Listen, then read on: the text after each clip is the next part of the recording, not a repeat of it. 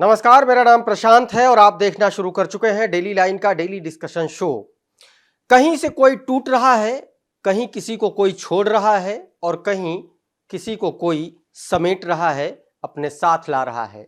लोकसभा चुनाव की तारीखों के ऐलान के बाद कमोबेश हर दल, हर गठबंधन की स्थिति यही बनी हुई है। मामला बिहार में ज्यादा गरमाया हुआ है।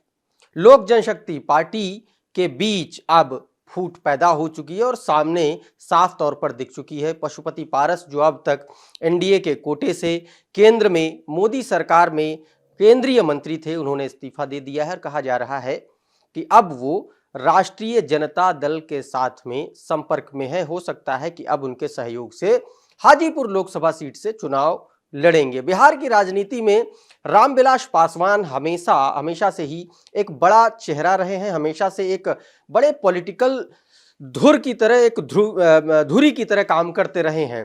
पासवान वोटर वहां पर जो हैं वो ठीक ठाक तादाद में लगभग 5.5% के आसपास, और लड़ाई इन वोटर्स और हाजीपुर लोकसभा सीट को लेकर के ही थी। और आखिर में फैसला रामविलास पासवान के बेटे चिराग पासवान के हक में आया। इसी पर चर्चा करेंगे कि जो बिहार पहले से भारतीय जनता पार्टी के लिए एक टफ टर्फ माना जा रहा था, क्या पशुपति पारस के अलग होने के बाद मुश्किल और ज्यादा बढ़ गई है क्या? चर्चा करने के लिए हमारे साथ हमारे सहयोगी अभिषेक पांडे जी मौजूद हैं। अभिषेक जी, बहुत बहुत स्वागत है। बिहार की जो राजनीति है, देखिए 1.5 साल पहले मुझे याद है कि एक सर्वे कराया गया था, वो 120 लोकसभा सीटों पर भारतीय जनता पार्टी की तरफ से, जहां पर वो चुनौतियों का सामना कर रही है, जहां पर उसको खतरा हो सकता है, आपको भी याद होगा। उसके बाद बहुत सारी चीजें बदली, नीतीश कुमार उधर से इधर आ चुके हैं, लेकिन एक बड़ा डेवलपमेंट बिहार में हुआ कि पशुपति पारस जो केंद्रीय मंत्री थे अब से आज सुबह तक, और अब वो एनडीए अलग हो चुके हैं।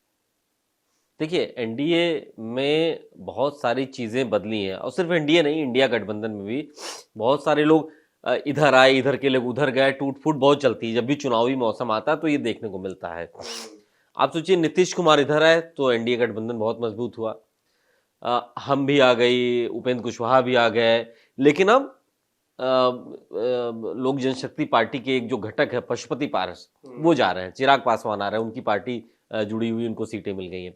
पशुपति पारस ठीक है, वो रामविलास पासवान की परछाई के तौर पर हमेशा रहे हैं, लेकिन चिराग पासवान को वहां पर असली रामविलास पासवान की जो पार्टी का उत्तराधिकारी ही माना जाता है। यहाँ भी उत्तराधिकार का ही लड़ाई मुझे लगता है पशुपति पारस जी को समाजवादी पार्टी की उस लड़ाई को देख करके समझ जाना चाहिए था कि बाप की गद्दी बेटे को ही मिलती है। देखिए, उस समय स्थिति ऐसी हो गई कि वहां पे चाचा ने भतीजे पे रहम नहीं किया। 5 सांसद इकट्ठा किए और कहे कि भाई असली पार्टी हम है, मंत्री हम रहेंगे, और उन्होंने चिराग पासवान को बाहर कर दिया। चिराग पासवान को नई पार्टी बनानी पड़ी। लेकिन आज भी ये बात जरूर कही जाती है कि भाई एक बड़ा वर्ग जो है रामविलास पासवान को मानने वाला, वो चिराग पासवान और उनकी पार्टी पे भरोसा रखता है, और इसीलिए उनको मौका मिल रहा है कि वो रामविलास पासवान को रिप्रेजेंट करें।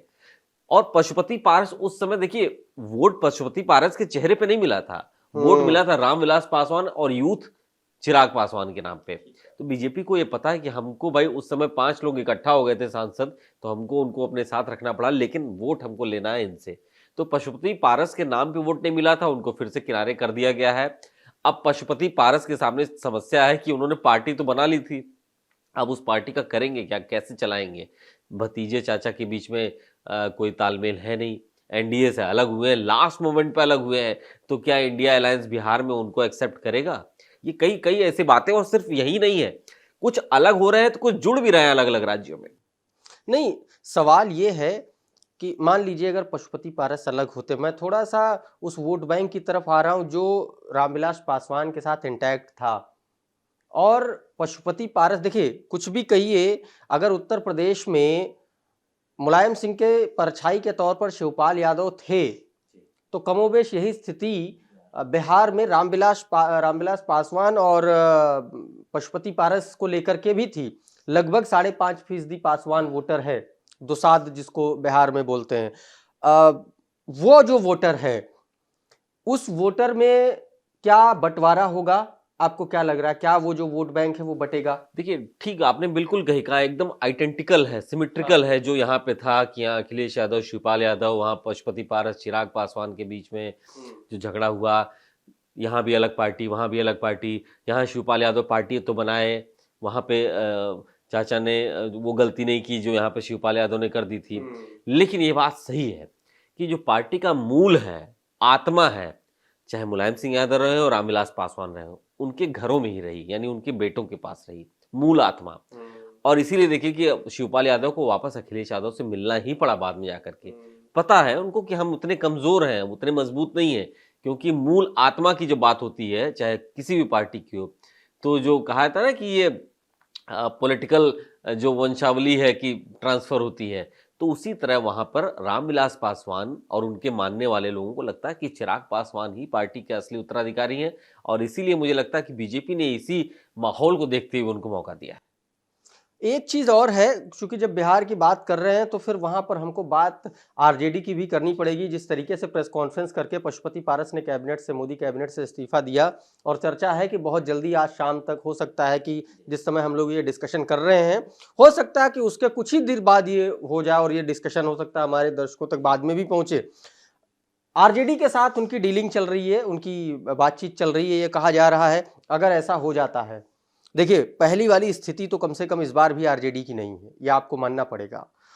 तेजस्वी यादव बहुत ज्यादा एक्टिव हैं और कुछ ना कुछ गेन कर रहे हैं। पहले जैसी स्थिति में नीतीश कुमार भी नहीं, क्योंकि उनका चेहरा इतनी बार पब्लिक के सामने आ गया है, और ऊपर से लगातार वहां पर जो प्रशांत किशोर एक्टिव है, और वो अपनी हर सभा में, हर रैली में, हर जगह पर जा करके कहते हैं कि नीतीश कुमार का कुछ भरोसा नहीं है, किधर चले जाएंगे किधर नहीं चले जाएंगे। अभी जो परसों जो बैठक हुई, जो मुंबई में अधिवेशन हुआ, भारत जोड़ो न्याय यात्रा का पूरा समापन समारोह में हुआ, उसमें भी तेजस्वी यादव ने खुल करके हमला बोला कि मोदी जी दुनिया भर की गारंटी लेकर के घूमते हैं, क्या हमारे जो चाचा जी भारतीय जनता पार्टी में चले गए हैं उनकी गारंटी लेंगे कि वो दोबारा नहीं पलटेंगे? तो इस तरीके का एक नैरेटिव बनाने की कोशिश की जा रही है। और अगर सीट बंटवारे की भी बात करें भारतीय जनता पार्टी और जेडीयू के बीच में, तो भी बहुत ज्यादा चीजें नजर आ रही हैं कि इस बार कुछ गड़बड़ हो सकता है, और शायद यही वजह है कि बीजेपी ने अपने पास होल्ड रखा है। देखिए बीजेपी, ये इस नीतीश कुमार के एनडीए में आने से पहले बीजेपी की स्थिति बहुत खराब थी बिहार में, लेकिन अभी स्थिति थोड़ी सी ठीक है, क्योंकि उनको पता है कि वोट शेयर जब जुड़ेगा, मोदी का चेहरा, मोदी की गारंटी, बीजेपी का अपना प्रोजेक्शन, तो वो फायदेमंद हो सकता है। दूसरी बात आरजेडी की अगर हम बात करें, तो ये बात सही है कि इंडिया अलायंस में इस समय कांग्रेस और आरजेडी जो है, आरजेडी एक ज्यादा बड़ा अच्छा ऑप्शन है उनके पास तेजस्वी यादव का युवा चेहरा है और लीडरशिप स्किल्स हैं, अपने आप को प्रोजेक्ट कर रहे हैं। वो तेजस्वी यादव भी मुझे लगता होगा कि अगर उनको मौका मिलेगा तो पशुपति पारस को अपने साथ लाना चाहेंगे। उनको जरूर पता है कि अगर हमको एनडीए में सेंध लगानी है, या अपना वोट शेयर बढ़ाना है, या पासवान वोटर्स को अपने पास लाना हो, कई तरीके के फैक्टर्स हैं, तो अगर उनको मौका मिलेगा या फिर सबकी सहमति होगी तो पशुपति पारस को लाना चाहेंगे, क्योंकि मुझे लगता है कुछ बेल्ट में पशुपति पारस और उनके जो 5 सांसद थे, उनका अपना 5 साल काम किए हैं, तो एक प्रभाव उनका जरूर होगा। हालांकि जो तमाम तरीके के जो सर्वेज आ रहे हैं वो यही बता रहे हैं कि कमोबेश 2019 वाली स्थिति में इस बार एनडीए बिहार में फिर से जा रहा है। तो तेजस्वी यादव के सामने उस चीज को तोड़ने के लिए हर वो मौका, हर वो विकल्प को आजमाना चाहेंगे।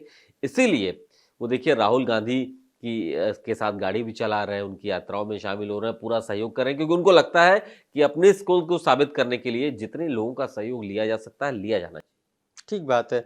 मैं चूंकि बिहार का जब जिक्र हो रहा है, एक सवाल और करूंगा। देखिए ये बात तो डिस्कशन से, हम लोग के भी डिस्कशन से साफ है, और जो सर्वे आ रहे हैं उनसे भी साफ है कि कम से कम 40 लोकसभा में से सीट में से 39 सीटें तो एनडीए की इस बार बिहार में नहीं आने वाली। ये बात एकदम क्लियर है। प्रधानमंत्री नरेंद्र मोदी पिछले कई दिनों से, या यूं कहें कि 22 जनवरी के पहले से, नए साल से लगातार वो साउथ की यात्रा पर है। मतलब अब तो मैंने गिनती भी छोड़ दी कि कितनी बार वो केरल गए, कितनी बार तमिलनाडु गए, कितनी बार तेलंगाना गए, आंध्र प्रदेश गए। ये जो नुकसान हो रहा है प्रधानमंत्री नरेंद्र मोदी को दिख रहा है शायद, कि जो एनडीए का जो नुकसान इधर से हो रहा है, हिंदी पट्टी के स्टेट से, क्या उधर से भरपाई करने की कोशिश है? बिल्कुल यही तरीका ही है। बिहार में नीतीश कुमार के आने से पहले बहुत जबरदस्त नुकसान हो रहा था, उसकी भरपाई की गई, लेकिन फिर भी 19 वाला रिजल्ट मुश्किल है, तो कुछ नुकसान वहां से होगा। महाराष्ट्र जो दूसरा सबसे बड़ा लोकसभा सीटों वाला, वहां पे बीजेपी को कंपैरेटिवली महाविकास आघाड़ी से मुकाबला है, तो वहां पे कुछ नुकसान होता हुआ दिख रहा है। तो ये जो नुकसान होंगे उसकी भरपाई बीजेपी नए राज्यों से, नई जगहों से, साउथ से करने की। केरल में 13 सीटें हैं, 4 बार 4 सीटों पर वो रनर अप रही थी, इस बार कोशिश है कि उनको जीत के लाया जाए। आंध्र प्रदेश में उन्होंने भरपाई की, चंद्रबाबू नायडू को जोड़ा, वाई साहब पीछे से उनका सपोर्ट करते ही करते हैं। पश्चिम बंगाल में तमाम तरीके के काम हुए हैं और ये प्रोजेक्ट किया जा रहा है कि इस बार 19 से ज़्यादा बीजेपी वहाँ पर सीटें लाने की तैयारी में है। तो जो नुकसान जिन राज्यों में हो रहा है उसकी भरपाई के लिए बीजेपी ने अपने तैयारियां की हैं। पीएम ने 1 महीने में दक्षिण भारत के जितने दौरे किए हैं, मुझे याद नहीं कि इससे पहले किसी भी पीएम ने किया होगा। 3 दिनों के अंदर केरल का ये उनका दूसरा दौरा है, केरल में रोड शोज कर रहे हैं। केरल में बीजेपी, मुझे लगता है आंध्र प्रदेश के बाद केरल में बीजेपी एक अच्छी जगह देख रही है अपने आप को।